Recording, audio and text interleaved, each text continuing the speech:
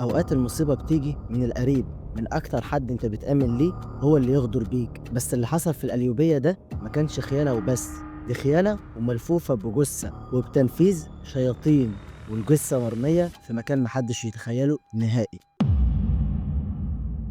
إيمان اللي قدامكم دي واحدة طيبة وزي القمر، والكل بيشهد بأخلاقها وباحترامها، بيقول إن هي بتساعد أي حد محتاج حاجة.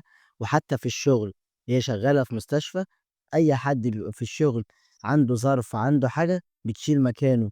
ست محترمة وكويسة، وقادرة توفق ما بين شغلها وما بين بيتها، لأنها كانت متجوزة من محمد، ومحمد راجل جدع وبيتحمل مسؤولية بيته ومسؤولية بيت عيلته، لأن والده متوفي من زمان، وهو اللي شايل أمه وشايل إخواته.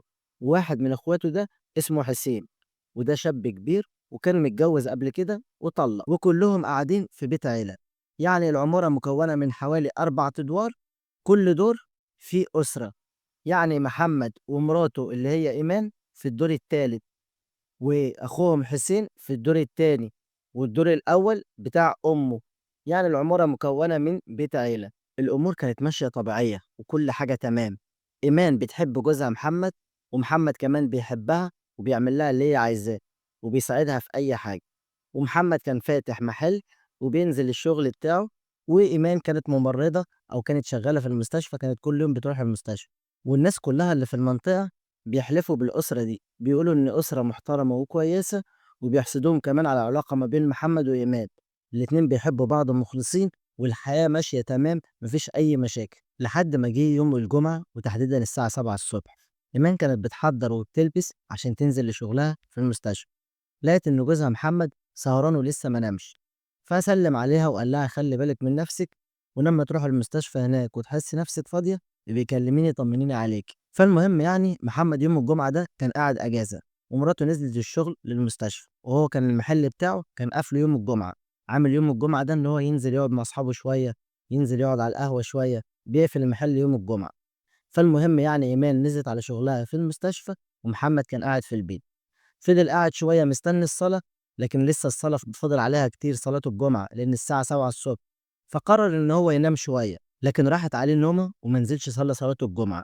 لكن صحي بعد صلاة الجمعة ونزل قعد مع أصحابه شوية على القهوة. وفي الوقت ده محمد كان بيحاول يتصل على مراته إيمان عشان يطمن عليها، هو متعود إن هو كل يوم يكلمها في التليفون ويطمن عليها.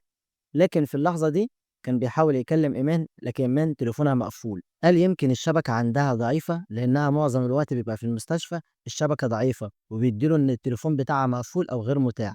فاستنى ساعة وحاول يرن عليها تاني، لكن برضه تليفون إيمان مقفول. محمد بدأ يقلق، طب هو مقفول كل الوقت ده؟ ما هي أكيد مثلا اتحركت من المستشفى وراحت تجيب حاجة، خرجت جت، أكيد الشبكة هتجمع يعني. فضل يحاول يرن عليها أكتر من مرة، بس برضه تليفونها مقفول. محمد فضل قلقان ومش عارف يعمل إيه. طب هي قافلة التليفون، أو التليفون بتاعها فصل شحن، أو الشبكة عندها مش مستقرة. محمد قلقان، بس فضل يطمن في نفسه ويقول أكيد الشبكة عندها مش كويسة. قاعد مع أصحابه وقاعد عادي، على أمل إن إيمان هترجع ترن عليه تاني، أو على أمل إن هو يرن عليها بعد شوية ويلاقي إن التليفون بتاعها اتفتح ويطمن عليه.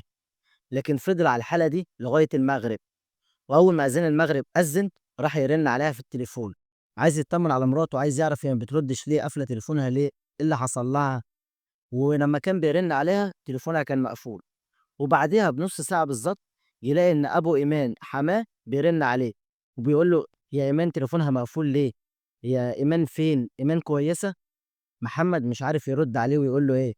رد عليه قال له أنا برن عليها برضو من الصبح، تليفونها مقفول، مش عارف أوصل لها خالص. القلق بدأ يزيد عند محمد وعند أبو إيمان، وخلاص مش عارفين إيمان راحت فين.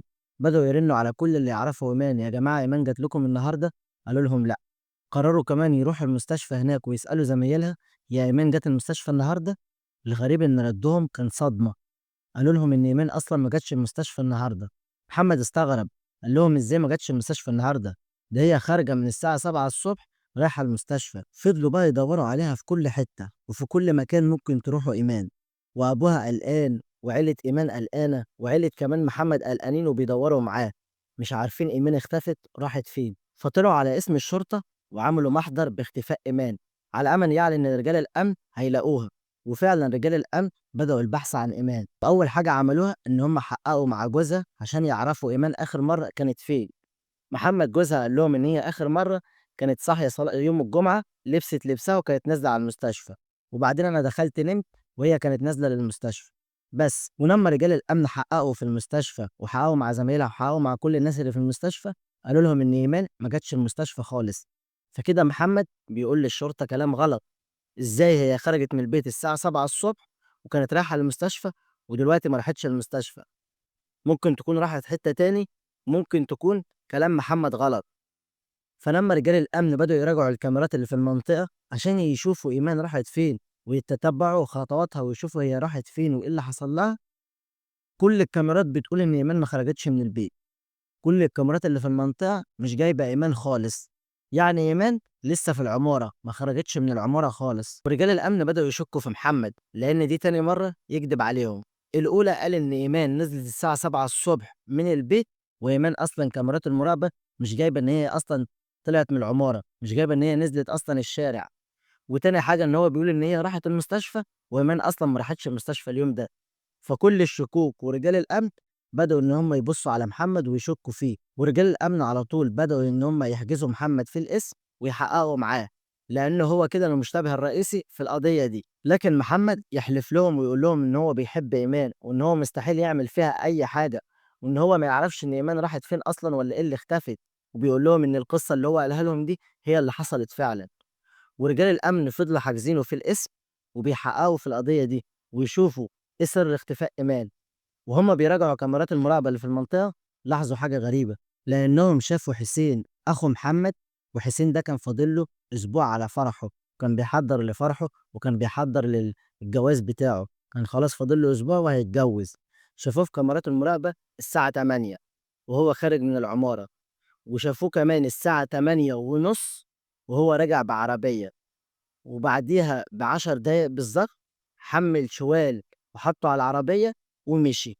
ورجال الأمن لمّا سألوا الأهالي عن العربية اللي كانت مع حسين دي، الأهالي قالوا له إن العربية دي تبع حد قريبه، وكان بيستخدمها وهو بينقل العفش، لإنه إيه، عريس جديد وبينقل العفش بتاعه وبيحضّر لشقته والكلام ده، فكان بيستخدم العربية دي. ولمّا راحوا لصاحب العربية ده، فعلًا لقوا إن صاحب العربية ده قريبهم من بعيد، وفعلًا لقوا إن حسين كان بيستخدم العربية دي لنقل العفش بتاعه ولنقل حاجات كتير خاصة بيه، لأن فرحه بعد أسبوع. لكن رجال الأمن كانوا مستغربين، هو حسين جاب العربية وحط فيها شوال واحد وملفوف وحطه في العربية ومشي، فمستحيل يبقى ده أصلا عفش بيت.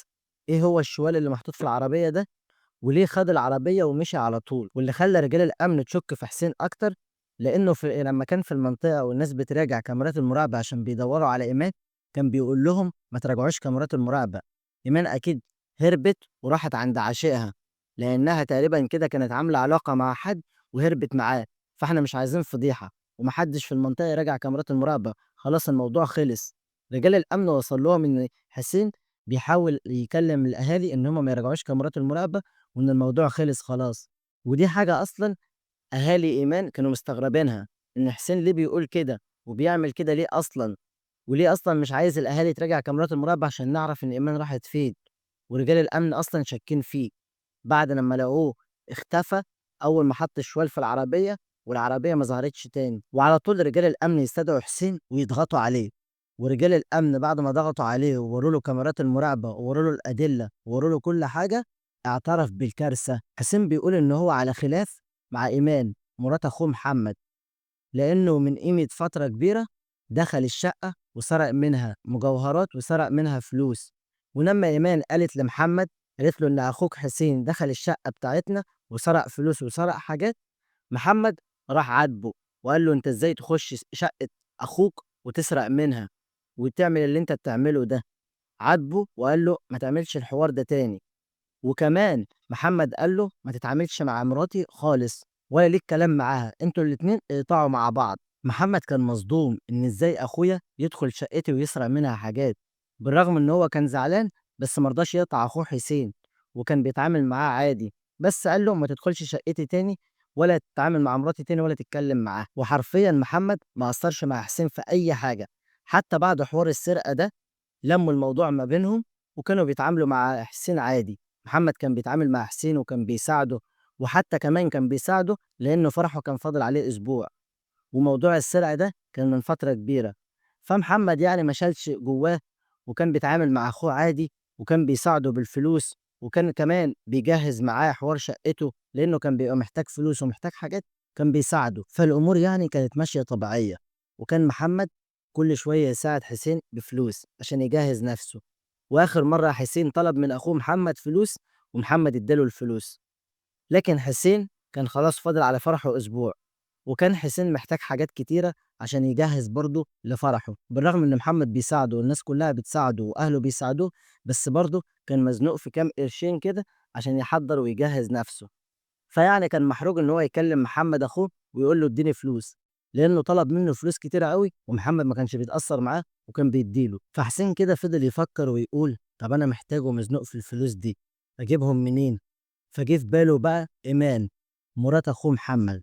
قال أنا كده كده بكرهها، كده كده هي ست أصلا، أنا ما بتنزليش من زور وما بنحبش بعض، وكمان حتى إن هي فضحتني قدام أخويا وقالت عليا إن أنا سرقت منها حاجات من فترة، فهو مخنوق منها يعني.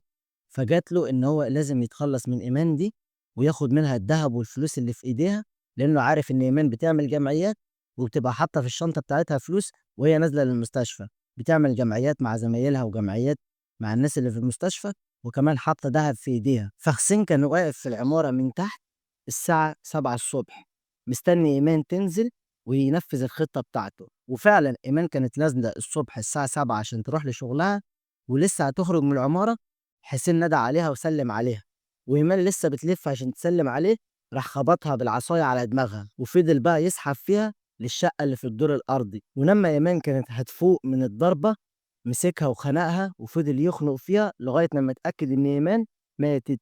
وخد على طول الدهب اللي في إيديها وفتش شنطتها كمان لقى فيها فلوس، خد الفلوس وخد كل حاجة. وبعدها على طول فكر إن هو لازم يتخلص من الجثة دي، فراح كلم واحد صاحبه قريبه قال له أنا محتاج العربية بتاعتك عشان أنا شوية عفش. وخرج الساعة 8 من العمارة وراح لصاحبه ده اللي هو قريبه برضه وجاب منه العربية ورجع للعمارة تاني، ولف إيمان في ملاية ولفها وحطها في شوال ورماها على العربية، وركب العربية وراح على طول على أقرب صرف صحي ورماها هناك على طول. وفي اليوم ده كان قاعد مع أخوه محمد هو وأصحابه على القهوة، ولكن في حاجة حصلت، يعني حاجة قذرة.